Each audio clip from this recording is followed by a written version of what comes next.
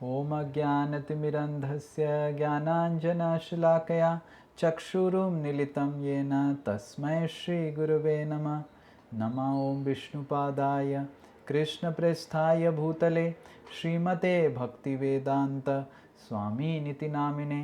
नमस्ते सारस्वते देवे गौरवाणी प्रचारिणे निर्विशेष शून्यवादी पाश्चात्यदेशतारिणे। हे कृष्णा करुणा सिंधु दीनबंधु जगतपते गोपेश गोपिका कांता राधा कांता नमस्तुते। तप्त कांचना गौरांगी राधे वृंदावनेश्वरी वृषभानुसुते देवी प्रणमामि हरिप्रिये। वाञ्छाकल्पतरुभ्यश्च कृपा सिन्धुभ्य एव च पतितानां पावनेभ्यो वैष्णवेभ्यो नमो नमः। जय श्री कृष्णा चैतन्य प्रभु नित्यानंद श्री अद्वैत गदाधर शिवासादि गौरभक्तवृंद। हरे कृष्णा कृष्णा कृष्णा हरे हरे हरे राम राम राम हरे हरे। मूकं करोति वाचालं पंगुं लंघायते गिरिं यत्कृपातमहं वन्दे श्रीगुरुदीनतारिणं श्रीपरमानन्दमाधवं श्रीचैतन्यमीश्वरम्।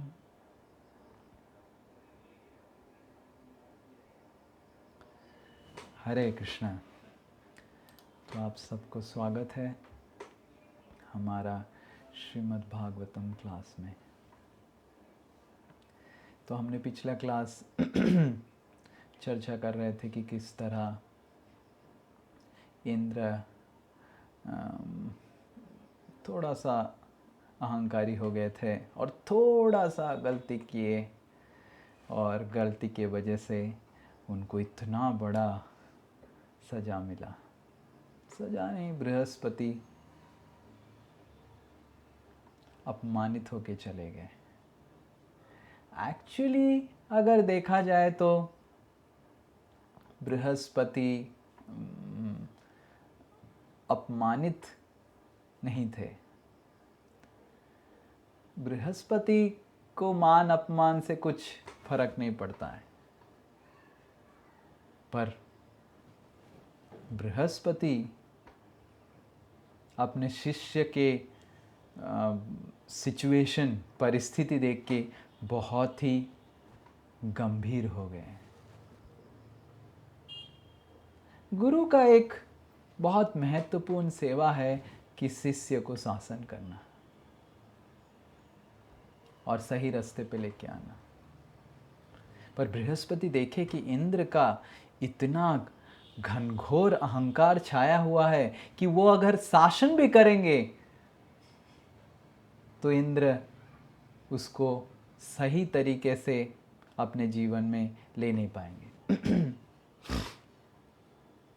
तो बृहस्पति जी ने शासन नहीं किया, क्योंकि उनको पता था कि ये अहंकार ही इंद्र को सब कुछ सिखा देगा। ये व्यक्ति जब अहंकारी हो जाता है तो सब कुछ सीख जाता है। आगे जाके परिस्थिति, प्रकृति सब कुछ उसको सिखा देता है। तो बृहस्पति जी शांत होके, तुष्णिम शांत होके निकल गए। और जब बृहस्पति शांत होके निकल गए, इंद्र को समझ में आया अपना गलती। हमने देखा पिछले क्लास में कि इंद्र कैसे बार बार अपने आप को लांछित कर रहे थे कि मैंने कितना बड़ा गलती किया, मैंने कितना बड़ा गलती किया, मैंने कितना बड़ा गलती किया, हाय हाय हाय हाय, इस तरह बता रहे थे। और फाइनली इंद्र सारे प्रमुख देवताओं को इकट्ठा किए और बृहस्पति के क्वार्टर में जाने के लिए। इस ब्रह्मांड में जो सेंटर है वो पर्वत मेरु है, और वो इस शेप में, इन्वर्टेड कोन शेप में एक पर्वत है, और पूरा सोने से बना हुआ है। छोटा पर्वत नहीं है कि ऐसे हमारा माउंट एवरेस्ट की तरह, बहुत ही बड़ा पर्वत है, पूरा सोने का, और इस तरह इन्वर्टेड कोन में। और ऊपर का जो चट्टान है उस चट्टान में सेक्टर बना हुआ है, जिस तरह सॉल्ट लेक में अलग अलग सेक्टर है, और हर अलग अलग सेक्टर प्रमुख देवताओं को दिया गया है। जैसे इंद्र को अमरावती, बृहस्पति जी को वरुण देव, सूर्य देव, सबका अलग अलग रेसिडेंस है उधर। They are like the office bearers of the, जैसे राजभवन, राष्ट्रपति भवन। राजभवन, राष्ट्रपति भवन एक व्यक्ति का नहीं है।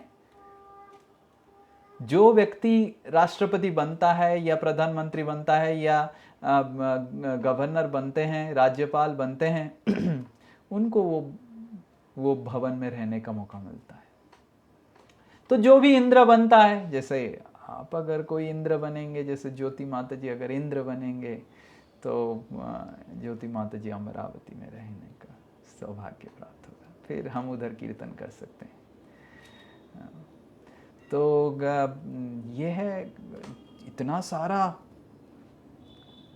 अरेंजमेंट है। तो इंद्र जब बृहस्पति को ढूंढने के लिए उनके घर गए, बृहस्पति अदृश्य हो गए। और अदृश्य आध्यात्म अदृश्य माया। सुखदेव गोस्वामी बताते हैं कि बृहस्पति इंद्र से उनका जो आध्यात्मिक परिस्थिति था, उनका जो आध्यात्म स्थिति था, वो इंद्र से कई गुना ज्यादा था। और उसके वजह से बृहस्पति इंद्र को दिखाई ही नहीं दिए। जैसे उदाहरण स्वरूप हम सब कोई भी देवताओं को नहीं देख पाते हैं, भगवान को नहीं देख पा रहे हैं। भगवान हमको देख पा रहे हैं, पर हम भगवान को, देवताओं को नहीं देख पा रहे। क्यों? क्योंकि हमारा जो आध्यात्मिक स्थिति है वो भगवान से नीचे है, इसीलिए हम नहीं देख पा रहे। तो उसी तरह बृहस्पति, सुखदेव गोस्वामी बताते हैं, देवताओं का गुरु होने के कारण उनका स्थिति, आध्यात्मिक लेवल अनेक ऊंचा था। तो इंद्र अपनी जितने सारी शक्तियों को व्यवहार किए और कोई भी शक्ति से इंद्र बृहस्पति जी को ढूंढ नहीं पाए, उनको देख नहीं पाए। सारे देवताओं को लगाए, सीबीआई, सीआईडी ऑफ देवलोक, स्वर्गलोक, सबको लगाए, पर ढूंढ नहीं पाए। ये एक बहुत महत्वपूर्ण शिक्षा हमारे आचार्यगण इधर देते हैं। हम सबको समझना चाहिए कि कितना भी हम भक्ति में प्रगति कर लें, हमारे गुरु वर्गों से हम कभी भी आगे नहीं जा सकते।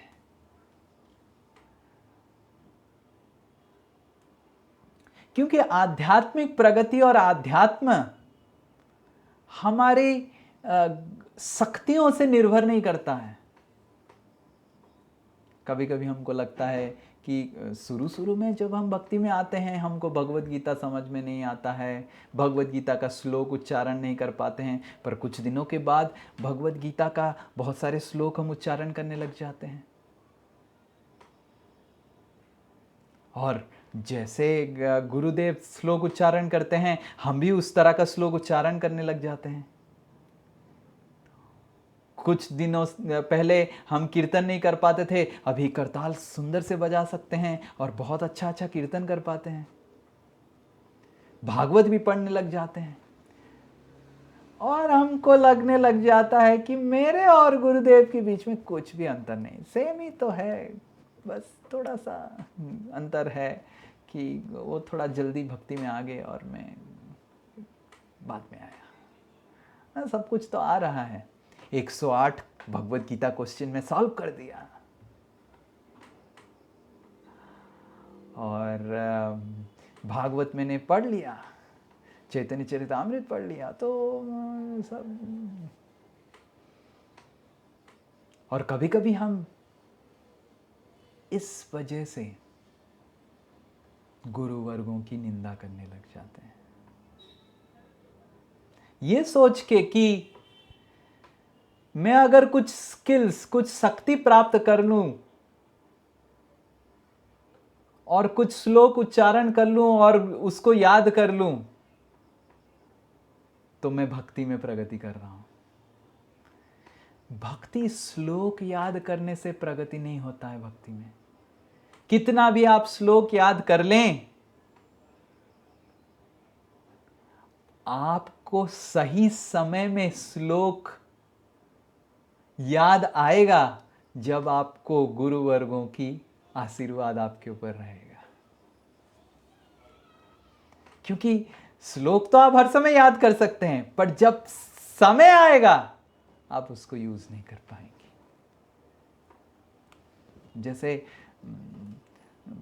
अच्छे समय पे हर कोई श्लोक उच्चारण करता है, हरे कृष्ण करता है, पर जब बुरा समय आता है हरे कृष्ण भूल जाता है, या फिर कुछ भोग वस्तु आ जाता है तो हम हरे कृष्ण भूल जाते हैं। क्यों? क्योंकि गुरु वर्गों का आशीर्वाद हमारे ऊपर नहीं है। और एग्जैक्टली यही चीज संदीपनी मुनि ने कृष्ण और सुदामा जी को आशीर्वाद दिया। आप अगर दसम स्कंद पढ़ेंगे, Krishna Sudama, how many of you Krishna Sudama लीला के बारे में थोड़ा सा पता है? हाथ उठाइए। Yes, Krishna, very good, some devotees, all of you know.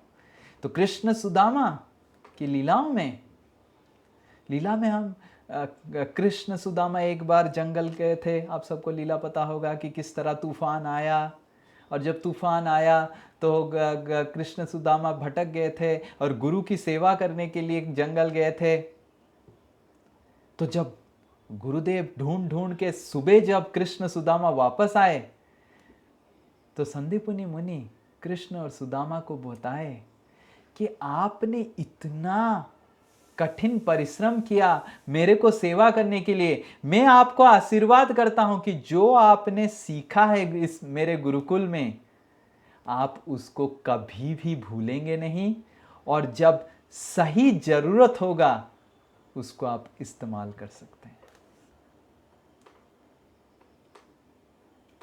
तो भक्ति में प्रगति का मतलब यह नहीं कि हम कितना श्लोक उच्चारण कर पा रहे हैं। भक्ति में प्रगति यह है कि सही परिस्थिति में क्या हम भगवत गीता और भागवत का जो ज्ञान है उसको नियुक्त कर पा रहे हैं या भूल जा रहे हैं। और वो केवल गुरु वर्गों के आशीर्वाद से हमको मिलता है। बिना गुरु वर्गों के आशीर्वाद से हम भक्ति का जो मूल उद्देश्य है, हमारे हृदय का परिवर्तन, वो हम प्राप्त नहीं कर सकते हैं। याद कर सकते हैं, बहुत सारी स्किल्स, शक्तियां हासिल कर सकते हैं, अच्छे से श्लोक उच्चारण करना, कीर्तन करना, संस्कृत पढ़ना, समझना, दूसरों को समझाना, ये सब हम कर सकते हैं, पर इसको हम अपने हृदय परिवर्तन और जीवन परिवर्तन में लगा नहीं सकते हैं जब तक हमको गुरु वर्गों की आशीर्वाद नहीं मिलेगा। तो ये बहुत महत्वपूर्ण है। तो देवताओं के पास इतना शक्ति था, पर उस पूरा शक्ति वो बृहस्पति को ढूंढने में लगा नहीं पाए। जैसे ही उनके जीवन में बृहस्पति जी का आशीर्वाद गया, वैसे ही उनका शक्ति यूजलेस हो गया। जैसे हम क्लास देते हैं और बहुत सारे लोग सुनने आते हैं, क्यों? क्योंकि हम भगवान की जो प्रामाणिक परंपरा को प्रतिनिधित्व कर रहे हैं और भगवान की वाणी, आचार्यों की वाणी सबको प्रदान कर रहे हैं। और अगर ये नहीं करेंगे तो किसी के पास शक्ति नहीं रहेगा हृदय को परिवर्तन करने का दूसरों का। केवल भगवान ही दूसरे का हृदय और हमारा खुद का हृदय परिवर्तन कर सकते हैं। और जब एक व्यक्ति भगवान की प्रामाणिक परंपरा को प्रतिनिधि बन के भगवान की वाणी को प्रचार करता है तो उसमें शक्ति रहता है। अगर कोई व्यक्ति सोचता है कि अहंकार के वजह से सोचता है कि देखो मैं जब क्लास लेता हूँ तो कितने लोग आते हैं क्लास में, और जब श्लोक उच्चारण करता हूँ तो कहना ही मत। तो हमारे जीवन में जो भी हम शक्ति को नियुक्त कर पा रहे हैं भगवान की सेवा में, वो सारा कुछ गुरु वर्गों के आशीर्वाद से मिला है।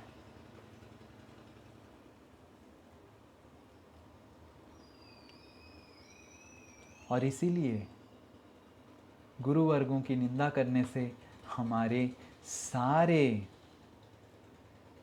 जितने सारे चीज़ें हमने इकट्ठा किया भक्ति में, सब कुछ हम खो लेते हैं।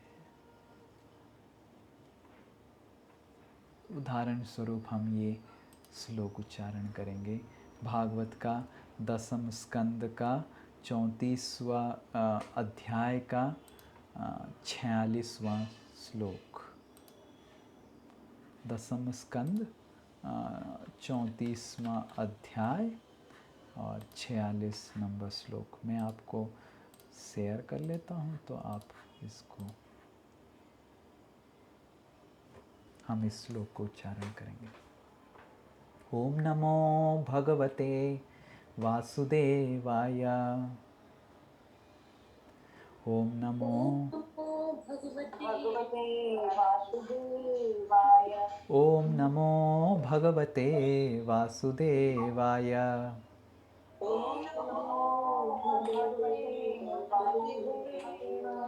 ओम नमो भगवते वासुदेवाय।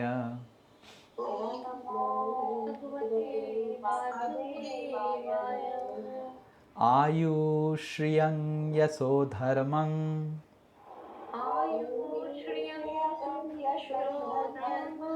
लोकान् आसीस एव च।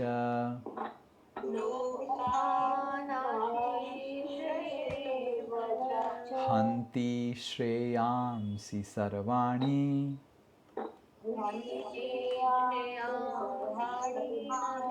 पुंसो महदतिक्रमा।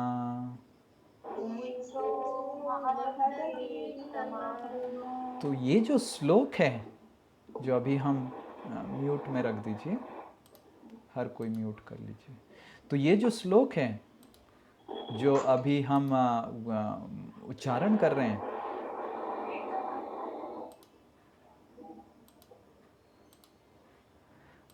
तो ये श्लोक सुखदेव गोस्वामी कंस के बारे में बता रहे हैं। 10वें स्कंद में आता है, कंस अपना किया धरा चालू करने से पहले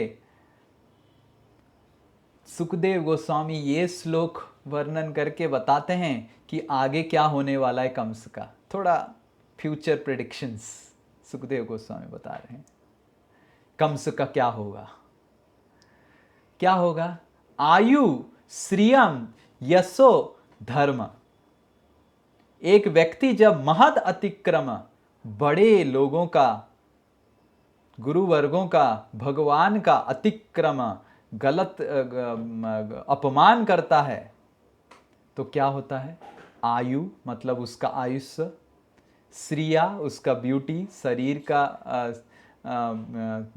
सौंदर्य, यश उसका यश, धर्म उसका धर्म, लोकान उसके दूसरे फ्यूचर डेस्टिनेशन, आशीष जितना सारा आशीर्वाद वो प्राप्त किया था पहले से, हंति श्रेयांसि सर्वाणी, सब कुछ, हंत मतलब पूरा नाश हो जाता है, विनाश हो जाता है। पुंसो महदतिक्रमा।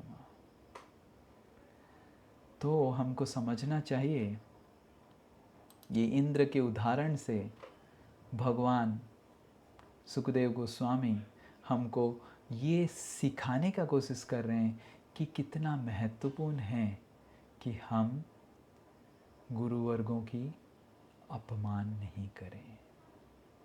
हम समझे कि भक्ति, हमारा भक्ति का जितना सारा साक्षात्कार है, गुरुवर्गों के आशीर्वाद के ऊपर निर्भर है।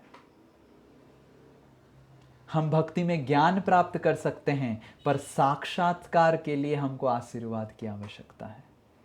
ज्ञान और साक्षात्कार में अंतर यह है कि ज्ञान आप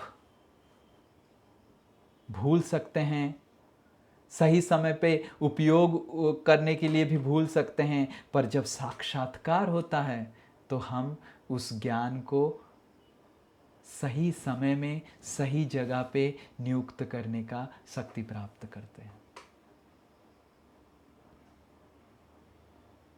तो इस चीज को समझाने के लिए कि कैसे गुरुवर्गों की अपमान से व्यक्ति सब कुछ उसका नाश हो जाता है, श्री चैतन्य महाप्रभु ने अपने लीलाओं में एक अत्यंत सुंदर लीला रचाया। श्री चैतन्य महाप्रभु भगवान कृष्ण के कलयुग के अवतार अपने आचरण से और अपनी लीलाओं से कैसे एक आदर्श भक्त बनना है भगवान का, वो सिखाने आए। भगवान ने भगवद गीता बताया, पर देखा भगवद गीता पढ़ के आधे लोग पढ़ नहीं रहे हैं, और जो पढ़ रहे हैं वो भक्त नहीं बन रहे हैं, जो भक्ति भी नहीं कर रहे हैं, कुछ और कर रहे हैं। तो भगवान खुद आए भगवद गीता को अपने जीवन में कैसे लगाना है उसको सिखाने के लिए। वह श्री चैतन्य महाप्रभु। श्री चैतन्य महाप्रभु अपना शिक्षा और दीक्षा श्रील ईश्वरपुरी से लिए। उनके गुरुदेव हुए श्रील ईश्वरपुरी, और ईश्वरपुरी के गुरुदेव हुए माधवेंद्रपुरी। माधवेंद्रपुरी, ऐसे कहा जाता है कि कृष्ण प्रेम को इस पृथ्वी में लेके आने का जो जिम्मेदारी दिया गया, श्रीमती राधा रानी ने माधवेंद्रपुरी को दिया। भगवान को प्रेम करने से, भगवान को प्रेम करने का जो प्रक्रिया है, भगवान को प्रेम करने से आपके अंदर क्या विकार सृष्टि होंगे और किस तरह आप बन जाएंगे भगवान को, जो भगवान का प्रेमी कैसे होता है, उसका उदाहरण बताने के लिए, दिखाने के लिए श्रीमती राधा रानी माधवेंद्रपुरी को भेजे। और कौन है ये माधवेंद्रपुरी? माधवेंद्रपुरी गोलोक वृंदावन में एक कल्प वृक्ष हैं, जिनके नीचे एकांत में केवल राधा और कृष्ण बात करते रहते हैं, और उस जगह पे कोई भी अलाउड नहीं है। कोई गोपी, कोई सखी, कोई सखा, कोई भौरा, कोई चिड़िया, कोई मोर, कोई गाय, कोई नहीं। इस दुनिया में अगर राधा रानी का भगवान कृष्ण के प्रति प्रेम जो है, और कृष्ण और राधा रानी का जो एकांत में जो प्रेममय लीला है, इस दुनिया में अगर कोई जानता है, वो है केवल श्रीमती राधा रानी और माधवेंद्रपुरी और श्री चैतन्य महाप्रभु, क्योंकि वो उसको जानने के लिए आए। तो ये है माधवेंद्रपुरी। माधवेंद्रपुरी के अनेक शिष्य हुए, और उनके प्रमुख 9 सन्यासी शिष्य हुए। उनमें से ईश्वरपुरी, जो श्री चैतन्य महाप्रभु के गुरुदेव हुए, और एक हुए रामचंद्रपुरी। वैसे और नाम भी है, परमानंदपुरी, ब्रह्मानंदपुरी, पर ईश्वरपुरी और रामचंद्रपुरी। एक बार रामचंद्रपुरी जगन्नाथपुरी आए श्री चैतन्य महाप्रभु से मिलने के लिए। रामचंद्रपुरी श्री चैतन्य महाप्रभु के गुरु जैसे होंगे। कैसे? क्योंकि रामचंद्रपुरी माधवेंद्रपुरी से दीक्षा लिए थे और ईश्वरपुरी के गुरु भाई हुए। भगवान श्री चैतन्य महाप्रभु ईश्वरपुरी से दीक्षा लिए, इसीलिए श्री रामचंद्रपुरी चैतन्य महाप्रभु के गुरु के रूप में है। और जब रामचंद्रपुरी पुरी आए तो श्री चैतन्य महाप्रभु उनको दंडवत प्रणाम किए और बहुत समय तक रामचंद्रपुरी श्री चैतन्य महाप्रभु और परमानंदपुरी रामचंद्रपुरी के और एक गुरु भाई थे जो भी जगन्नाथपुरी में रहते थे, वो भी माधवेंद्रपुरी के शिष्य थे। तो तीनों बहुत समय तक कुछ भगवान के बारे में डिस्कशन किए, चर्चा आलाप किए, वार्तालाप हुआ। फिर उसी समय जगदानंद पंडित आए। जगदानंद पंडित जो कृष्ण लीला में सत्यभामा हैं, वो श्री चैतन्य महाप्रभु की लीला में जगदानंद पंडित होके आते हैं। और वही भाव है, आगे जाके हम चैतन्य चरितामृत जब चर्चा करेंगे जगदानंद पंडित के बारे में चर्चा करेंगे। एग्जैक्टली वही सत्यभामा की तरह उनका लीलाएं हैं। भगवान के ऊपर गुस्सा करना, चैतन्य महाप्रभु के ऊपर गुस्सा करते थे वो। चैतन्य महाप्रभु सन्यासी थे और चैतन्य महाप्रभु को के लिए वो जगदानंद पंडित चंदन का तेल लेके आए थे शरीर में लगाने के लिए। चैतन्य महाप्रभु बोले कि मैं सन्यासी चंदन का तेल लगाऊंगा, लोग क्या सोचेंगे कि मैं सन्यासी हूं या कोई कुछ और हूं, तांत्रिक हूं। लोग सोचेंगे, मेरे ऊपर हंसेंगे। चैतन्य महाप्रभु जगदानंद को जगाई करके बुलाते थे। दोनों का उम्र सेम था, दोनों बचपन में एक साथ स्कूल में पढ़ते थे और जगदानंद पंडित हर समय चाहते थे कि चैतन्य महाप्रभु ऐसो आराम से रहें, पर चैतन्य महाप्रभु सन्यासी थे और कभी भी जगदानंद पंडित के तेल, चंदन का तेल वगैरह वगैरह लेते नहीं थे और हर समय बहुत बहुत व्यंजन बना के चैतन्य महाप्रभु को खिलाते थे जगदानंद पंडित। तो वही जगदानंद पंडित आए और जब देखे कि रामचंद्रपुरी आए हैं जगदानंद पंडित उनको दंडवत किए और हाथ जोड़ के विनय से रिक्वेस्ट किए कि आज आप दोपहर में मेरे घर में आके भिक्षा लीजिए, लंच खाइए। तो रामचंद्रपुरी बोले ओके ओके मैं आऊँगा आज खाने के लिए लंच। तो रामचंद्रपुरी आए और जगदानंद पंडित ने बहुत सारे जगन्नाथ प्रसाद आयोजन किया था, खुद भी बहुत कुछ बनाया था और रामचंद्रपुरी थोड़ा सा सब प्रसाद लिए और फिर जगदानंद पंडित को बताए कि अभी मैं सर्विंग करूंगा और आप प्रसाद ग्रहण करेंगे। जगदानंद पंडित बोले नहीं नहीं नहीं नहीं, आप जाके रेस्ट लीजिए थोड़ा सा और मैं खा लूंगा। नहीं नहीं नहीं नहीं, मैं आपको सर्विंग करूंगा। जगदानंद नहीं नहीं नहीं, आप जाके रेस्ट लीजिए, मैं खा लूंगा अपने से। नहीं नहीं नहीं, मैं आपको सर्विंग करूंगा। और रामचंद्रपुरी जबरदस्ती जगदानंद पंडित को परिवेशन करने लग गए प्रसाद, जितना सारा प्रसाद बचा था। और जगदानंद पंडित थोड़ा सा प्रसाद लेके बोले मेरा हो गया मेरा हो गया। ना ना ना, आपको खाना पड़ेगा। और प्रसाद खिलाए और प्रसाद खिलाए और प्रसाद खिलाए, पूरा जितना सारा प्रसाद जबरदस्ती रामचंद्रपुरी जगदानंद पंडित को खिला दिए।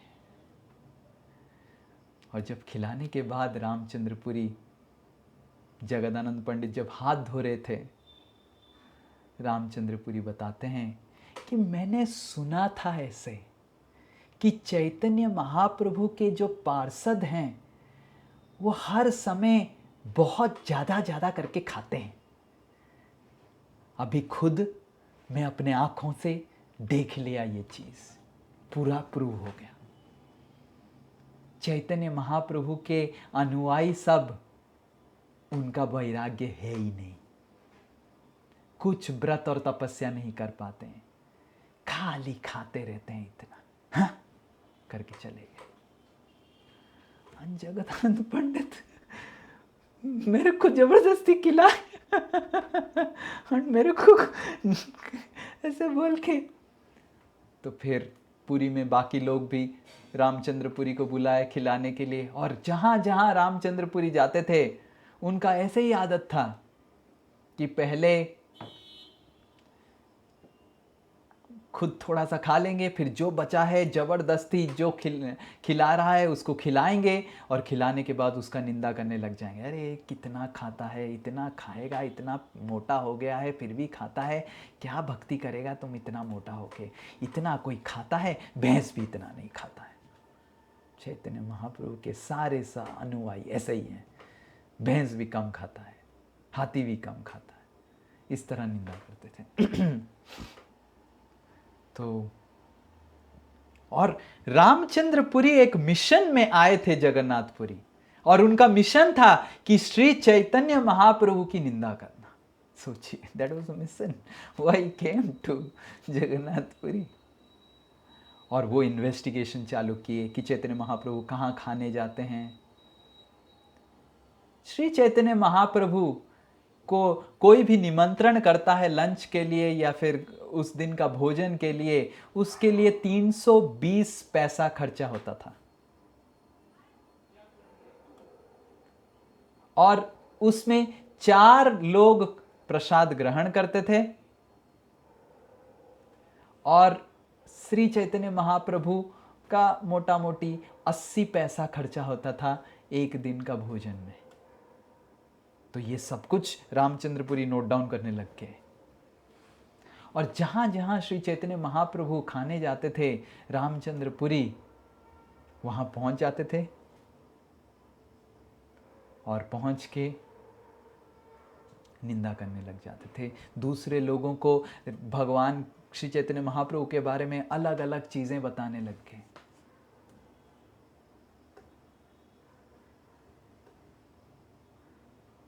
तो भगवान सुनते थे कि अलग अलग लोग आके, वैष्णव लोग ऐसे बताते थे कि रामचंद्रपुरी आपके बारे में ऐसे ऐसे सब चीजें बता रहे हैं। पर एक दिन रामचंद्रपुरी भगवान श्री चैतन्य महाप्रभु जहाँ रह रहे थे वहाँ पे आए। उसका नाम है गंभीरा।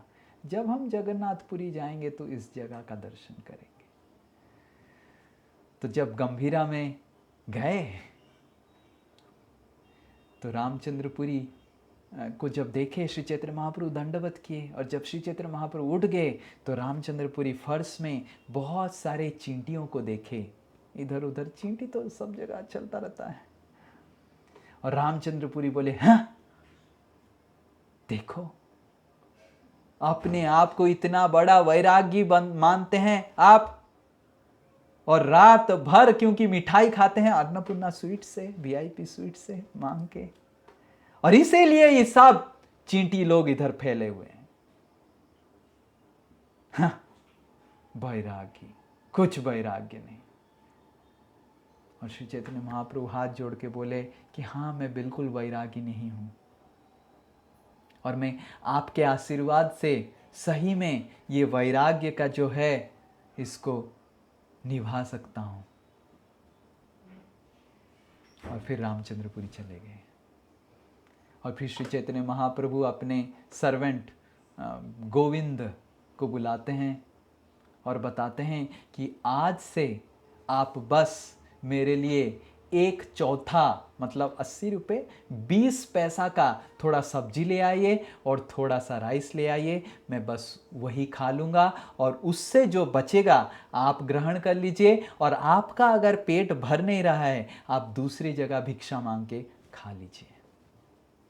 इससे ज़्यादा मैं ग्रहण नहीं करूँगा, और आज से किसी के घर में मैं लंच खाने नहीं जाऊँगा। गोविंद भगवान बता रहे हैं, उसको पालन करना पड़ेगा। और गोविंद सारे वैष्णवों को बताए, पूरी में सारे भक्तों को बताए। सारे भक्त लोगों को लगा जैसे उनके हृदय में वज्रपात हो गया पड़ा। सब लोग हाय हाय हाय चित्कार करके रामचंद्रपुरी को श्राप देने लग गए। कहाँ से आए ये रामचंद्रपुरी हमारा जीवन लेने के लिए। और बहुत सारे वैष्णव, परमानंदपुरी, सब कोई श्री चैतन्य महाप्रभु से मिलने आए और उनको समझाने का कोशिश किए कि आप रामचंद्रपुरी तो ऐसे ही निंदुक है, हर समय सबका निंदा करता है, उनके बातों पे आके आप ये सब मत कीजिए। सारे वैष्णव लोग बहुत कष्ट में हैं, पीड़ा में हैं, आप प्रसाद ग्रहण नहीं कर रहे हैं। बहुत सारे वैष्णव प्रसाद छोड़ लिए ग्रहण करना, क्योंकि श्री चैतन्य महाप्रभु इतना कम खा रहे थे। और भगवान श्री चैतन्य महाप्रभु बताए कि आप सब क्यों रामचंद्रपुरी जी को, गोस्वामी पुरी महोदय को इतना निंदा कर रहे हैं। वो तो मेरे लिए सही का बता रहे हैं। मैं तो एक सन्यासी हूं और सन्यासी को इतना खाना नहीं चाहिए। वो मेरे हित के लिए बोल रहे हैं। और अगर आप मेरे को जबरदस्ती करेंगे, मैं ये जगन्नाथपुरी छोड़ के चला जाऊंगा। सारे भक्त लोग जब सुने श्री चैतन्य महाप्रभु ऐसे बताए तो सारे भक्त लोग वापस चले गए और मन ही मन हर समय रामचंद्रपुरी को श्राप देने लग गए कि कब जाएगा ये, जल्दी जाएगा, कब जाएगा ये।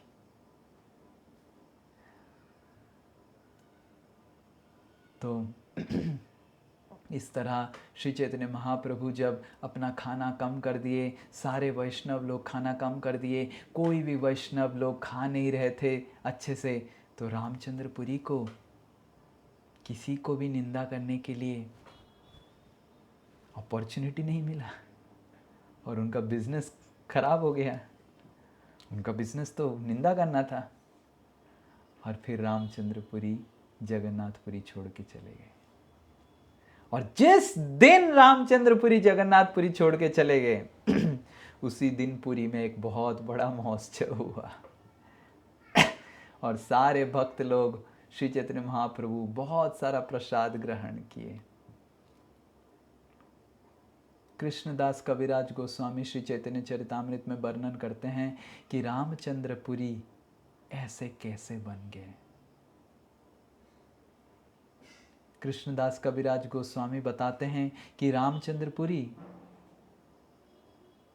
माधवेंद्रपुरी के शिष्य थे और जब माधवेंद्रपुरी का परायण का समय था, मृत्यु शेष समय था, इस पृथ्वी को छोड़ने का समय था, माधवेंद्रपुरी श्रीमती राधा रानी की विरह में, कृष्ण की विरह में चित्कार कर रहे थे, रो रहे थे। और कविराज गोस्वामी बताते हैं कि श्रीमती राधा रानी का कृष्ण के प्रति विरह का जो भाव है वो केवल माधवेंद्रपुरी जानते हैं। और उस भाव को समझते हुए माधवेंद्रपुरी एक श्लोक उच्चारण किए और ये श्लोक हमारी संप्रदाय, सारे वैष्णव समुदाय के लिए एक मणि के स्वरूप है। आप सब ये श्लोक सुनना चाहते हैं? आप सब बोलिए हरि बोल।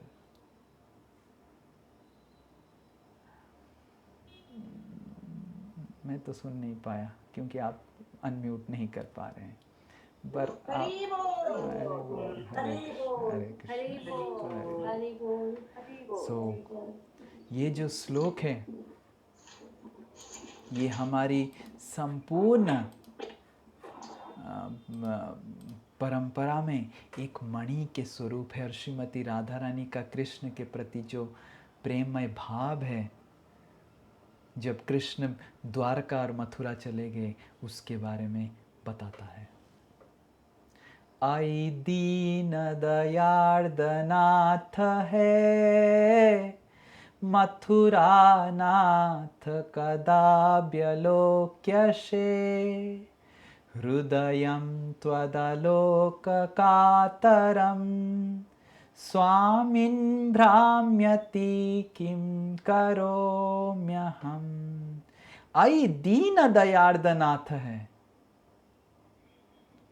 हे दीन दयार्दनाथ। मैं दीन हूं, श्रीमती राधा रानी बता रहे हैं, और दीनहीन हूं। आप दीनहीन के नाथ हैं। अभी कहां आप मथुरा और द्वारका के नाथ बन गए।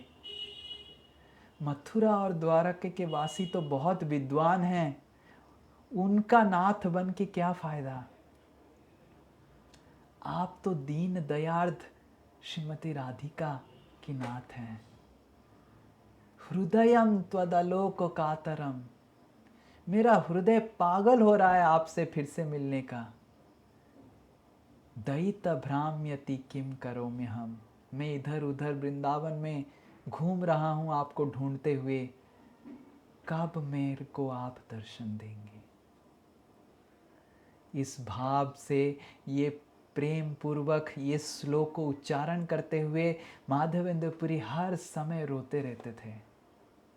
और एक दिन रामचंद्रपुरी उनके शिष्य आए और वो माधवेंद्रपुरी को बताए कि हाँ,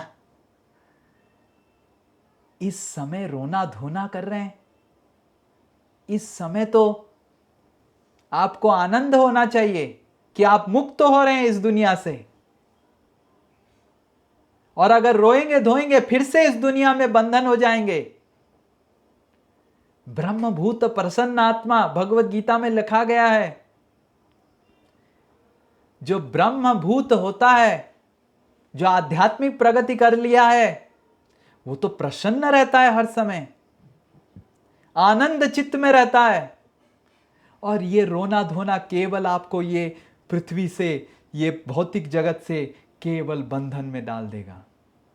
रोना धोना बंद कीजिए, ये भौतिक जो भावना है उसको त्याग कीजिए और ब्रह्म के ऊपर ध्यान लगाइए।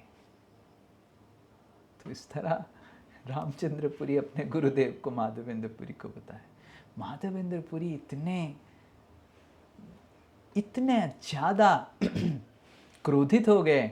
वो बताए कि तुम चले जाओ, तुम अपना मुंह मेरे को नहीं दिखाओ, और अगर तुम्हारा मुंह देखते हुए मैं गुजरा तो जरूर मैं भगवत धाम नहीं जा पाऊंगा। और श्राप देके भगा दिए।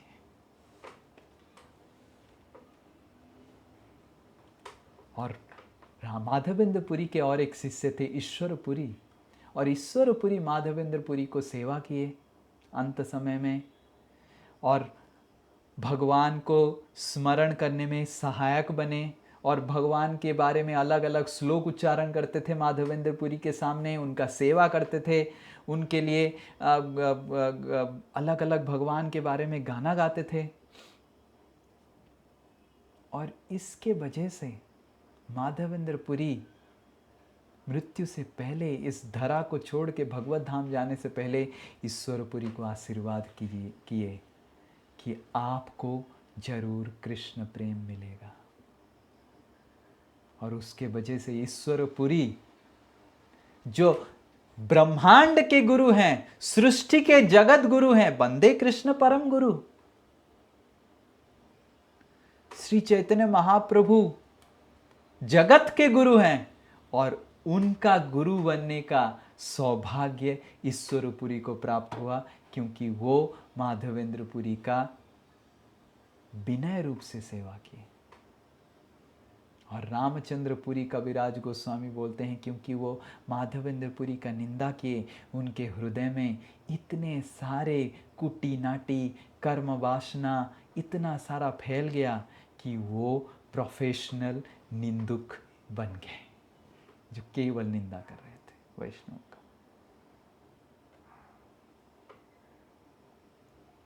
तो ये है गुरुवर्गों को अपराध करने का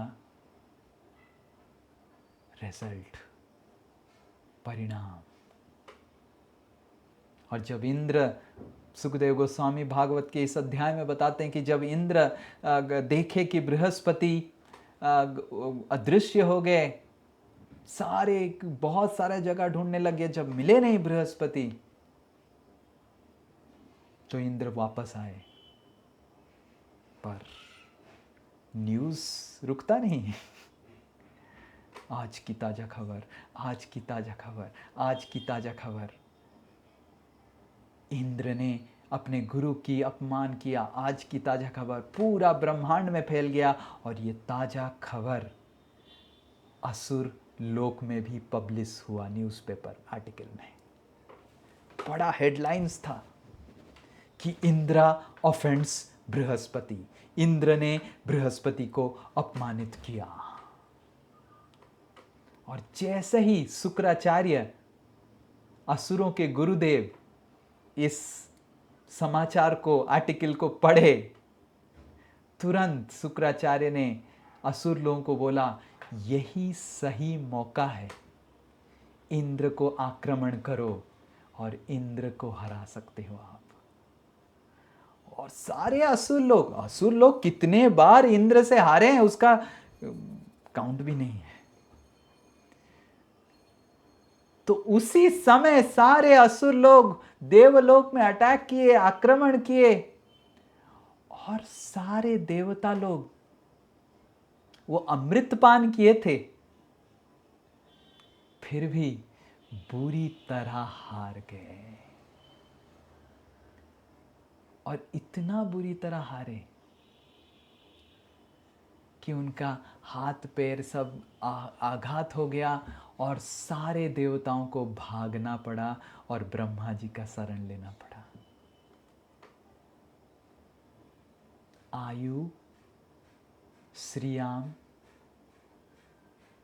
सब कुछ हमारा, हंति सर्वाणी श्रेयांसी, सब कुछ हमारा श्रेय समाप्त हो जाता है अगर हम गुरुवर्गों की निंदा करते हैं। और फिर इंद्र ब्रह्मा जी के पास जाते हैं और ब्रह्मा जी सारे देवताओं को उनकी गलतियों के बारे में बताते हैं कि कितना बड़ा गलती किया उन्होंने अहंकार में आके बृहस्पति का अपमान करके। और ब्रह्मा जी बताते हैं कि कितना हैरानी की बात है कि आप सबके पास बड़ा बड़ा अस्त्र है, असुरों से भी ज्यादा अस्त्र है, असुरों से भी ज्यादा शक्ति है, फिर भी आप सब हार गए क्योंकि आपने अपने गुरु का निंदा किया। ये बहुत महत्वपूर्ण शिक्षा है हमारे लिए। हम कितना भी साल साल साल साल साल कितना भी भक्ति करें, कितना भी शक्ति प्राप्त करें, किसी भी अवस्था में अगर हम गुरुवर्गों की निंदा करेंगे, हमारे सब कुछ चला जाएगा। और हमारी काम वासनाएं, 6 प्रकार की जो काम वासना है, काम, क्रोध, लोभ, मद, आश्चर्य, वो असुर की तुलना जैसे हैं। और ये काम, क्रोध, लोभ, मद, आश्चर्य हमको आक्रमण करेंगे और हमको हरा देंगे।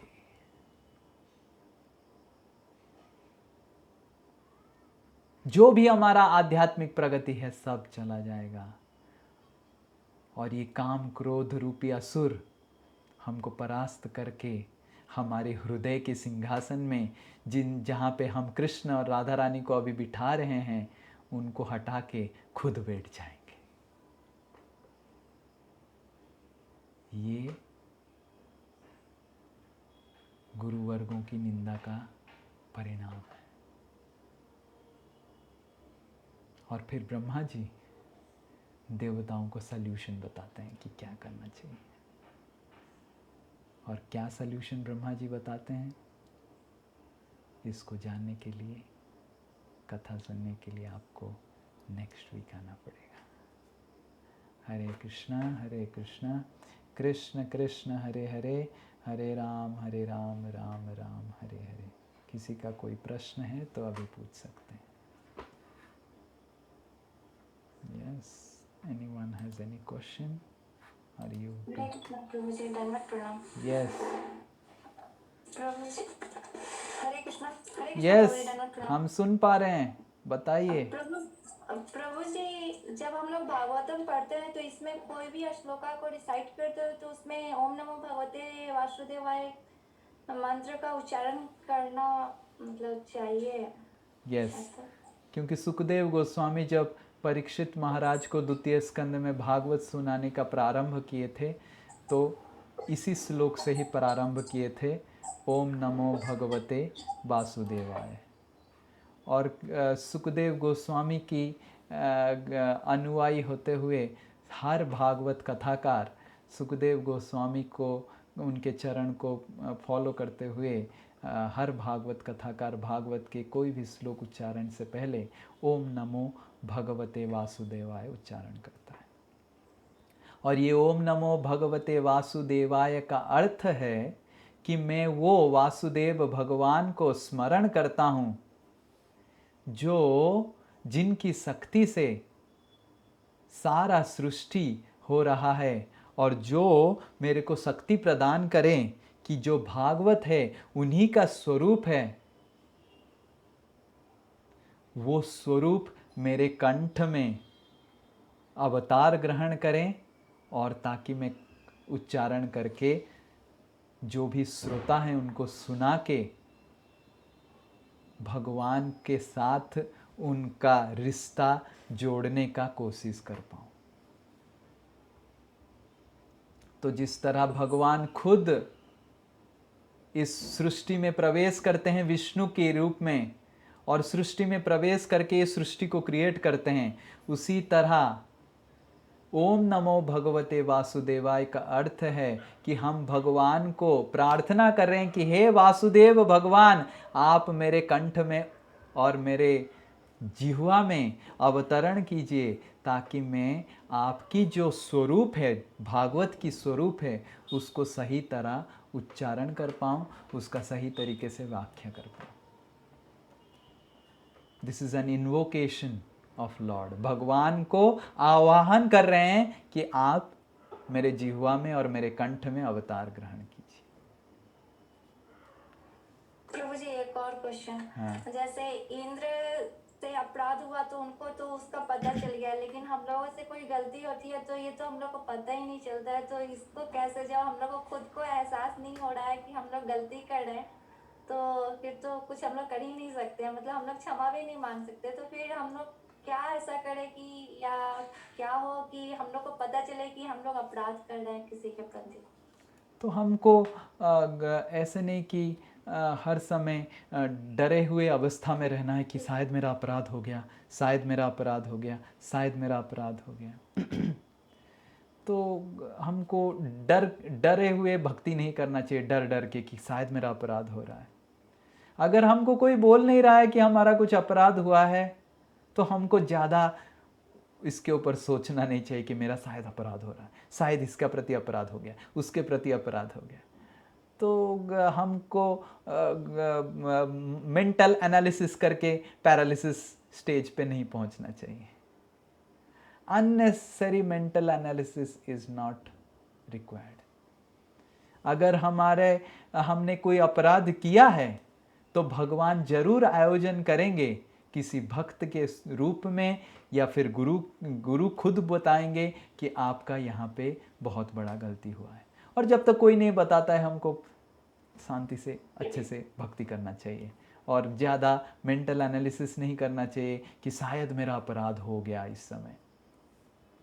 और अगर हमको कहीं किसी परिस्थिति में लगता है कि हमारा अपराध हो गया है तो तुरंत उसी समय वो भक्त या फिर गुरु वर्गों से हमको क्लैरिफाई करना चाहिए, पूछना चाहिए कि प्रभु जी कुछ अपराध तो नहीं लिया आपने, मैंने इसे बोल दिया, आपको खराब तो नहीं लगा, तो पूछ लेना चाहिए। पर डर डर के हमको भक्ति नहीं करना चाहिए। अगर कोई हमको बोल नहीं रहा है कि हमारा अपराध नहीं हुआ है तो नहीं हुआ है। तो हमको ऐसे अपने मन ही मन सोच लेना नहीं चाहिए शायद मेरा अपराध हुआ, शायद मेरा अपराध हुआ। ये भी एक अपराध है कि सोचने, अननेसेसरी सोचना कि अपराध हो गया है। यस, हरे कृष्ण प्रभु। यस। प्रभु जी, मैं ये पूछना चाह रही थी कि हम लोगों ने पहले अध्याय स्कंद से क्यों नहीं शुरू किया भागवतम पढ़ना? छठे से क्यों शुरुआत की? हमने छठे से शुरुआत इसीलिए किया कि हम छोटा छोटा भागवत का जो अलग अलग कहानियाँ हैं उसको करके भागवत को, संपूर्ण भागवत को समाप्त करेंगे, ताकि हम जो प्रमुख कहानियाँ हैं उसको समाप्त कर पाएँ, क्योंकि हमको पता नहीं कि कितना दिन हम जिएंगे। और देखिए, हम तो एक अध्याय अभी तक समाप्त नहीं कर पा रहे हैं सही तरीके से, और 2 क्लास हो गया। तो प्रमुख जो भागवत की कथाएं हैं उसको ये भी एक प्रक्रिया है भागवत अध्ययन करने का, जिसको theme wise, section wise Bhagavat अध्ययन बताया जाता है। तो हम पहले जो संडे का सुबह प्रातः क्लास लेते थे तो उसमें सीरियल वाइज कर रहे थे, पर हम देखे कि बहुत सारे चीज़ें हैं जिनके जो हमारे भक्ति में प्रगति करने के लिए महत्वपूर्ण हैं। और ये सब चीज़ें प्रथम स्कंद से लेके छठवां स्कंद तक पहुँचते पहुँचते शायद पता नहीं मैं जिंदा रहूँगा या आप जिंदा रहेंगे, क्या होगा। तो इसीलिए जो जो प्रमुख चीज़ें हैं भक्ति के प्रगति के लिए महत्वपूर्ण है हमारा, उसको छोटा छोटा सेक्शन में हमारे आचार्यगण डिवाइड करके कथा के रूप में बताए हैं, जिसको हम डिस्कस करके ये आशा रखते हैं कि संपूर्ण भागवत समाप्त कर लें, आपके आशीर्वाद अगर होगा तो। हरे कृष्ण। हरे कृष्ण प्रभु जी, दंडवत प्रणाम। दंडवत। प्रभु जी, जो श्री माधवेंद्र पुरी जी का श्लोक है वो शेयर कर देंगे? यस, हम शेयर कर लेंगे। आई दीन दयार्द नाथ है, मथुरा नाथ कदा व्यलोक्य से। चैतन्य चरितामृत में ये श्लोक आता है, आपको अभी दिखा देता हूँ, शेयर कर लेता हूँ, आप नोट डाउन कर लीजिए। आई दीन दयार्द्र नाथ है, ये चैतन्य चरितामृत में मध्य लीला 4था अध्याय मैं शेयर करता हूँ। मध्य लीला 4था अध्याय 197 श्लोक है ये। चैतन्य चरितामृत मध्य लीला। चैतन्य चरितामृत में चैतन्य महाप्रभु की लीलाओं के बारे में वर्णन किया गया है। इसमें 3 खंड है। आदि खंड जो चैतन्य महाप्रभु की बाल्य लीलाओं के बारे में है, मध्य खंड जिसमें चैतन्य महाप्रभु की मध्य लीलाएं, प्रचार की लीलाएं के बारे में है, अंत्य लीला जिसमें चैतन्य महाप्रभु की अंत्य पृथ्वी में जो अंत्य लास्ट फाइनल लीला था उसके बारे में वर्णन है। तो ये मध्य लीला के 4th अध्याय 197 श्लोक में ये आता है, जहाँ पे श्री चैतन्य महाप्रभु खुद माधवेंद्र पुरी को गुणगान करते हुए ये श्लोक बताते हैं कि माधवेंद्र पुरी ने ये जो श्लोक हमको दिया वो श्रीमती राधा रानी का भाव को सही तरीके से संपूर्ण रूप से समझाता है। आई दीन दयार्द्र नाथ है, मथुरा नाथ कदा व्यलोक्य से, हृदयम त्वदलोक कातरम दयित भ्राम्यति किम करोम्यहम्। Yes yes Prabhu ji, screenshot ले लिया मैंने। Very good, amazing, you are tech student. Hare Krishna. और किसी का कुछ प्रश्न है? और will end here. Hare Krishna Krishna Krishna Hare Hare, Hare Ram Ram Ram Hare Hare. जय शिल प्रभुपाद की, समवेत गौर भक्त वृंद की, सुखदेव गोस्वामी की, इंद्र महाराज की, बृहस्पति महाराज की जय।